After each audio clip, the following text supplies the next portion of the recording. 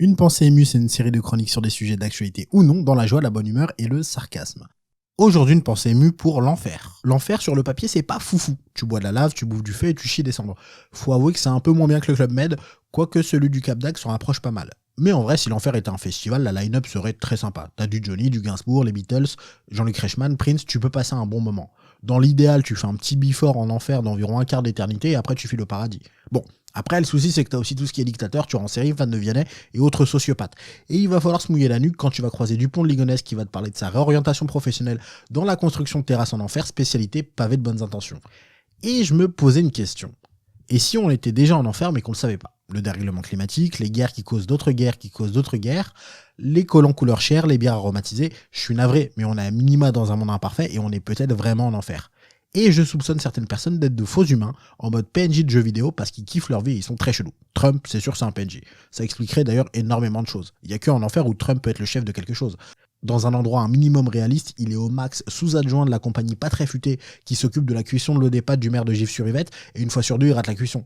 Et il y a plein d'autres signes qu'on est peut-être en enfer. Dans un monde pas destiné à nous torturer, on n'aurait pas fait de la plus belle ville du monde, Paris, une ville qui globalement pue la pisse et qui est peuplée de personnes de moins bonne humeur que Mélenchon un lendemain de cuite. On serait peut-être pas dans un monde où Karim Benzema est exclu de l'équipe de France à cause d'une accusation de chantage à la sextape qui n'a toujours pas abouti à une condamnation alors qu'elle commence à dater, mais où on nomme ministre de l'Intérieur quelqu'un avec des accusations de viol sur le dos. Et je dis pas qu'on doit laisser passer ce qu'a fait Benzema, loin de là. Je dis juste que pour choisir notre ministre de l'Intérieur, on devrait être un peu plus tatillon sur le côté éthique et judiciaire que quand on choisit la personne qui aura potentiellement un refrain dans le prochain son de VG Dream. On serait pas dans un monde où en pleine crise sanitaire, quelqu'un se fait tabasser sans raison apparente par la police et que des gens répondent oui mais il avait pas d'attestation donc est-ce que c'est pas un peu mérité, alors que c'est les premiers à râler quand on leur met une amende parce qu'ils se stationnent sur une place handicapée.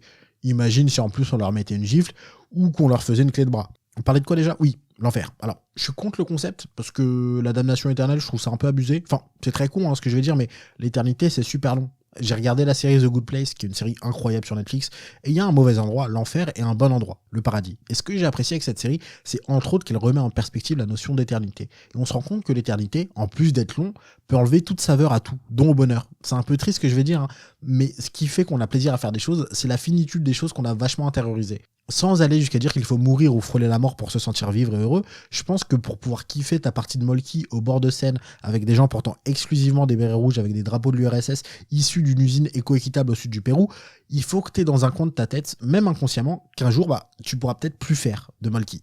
Sur ce, je vous laisse angoisser là-dessus. Kiffez vos parties de Molki, squash ou autres sports auxquels personne ne comprend rien. Prenez soin de vous et des autres et à très vite pour une nouvelle pensée émue. Il y a d'autres pensées émues disponibles et d'autres formats sur cette chaîne YouTube, n'hésitez pas à aller les voir et à vous abonner à la chaîne YouTube si ça vous a plu.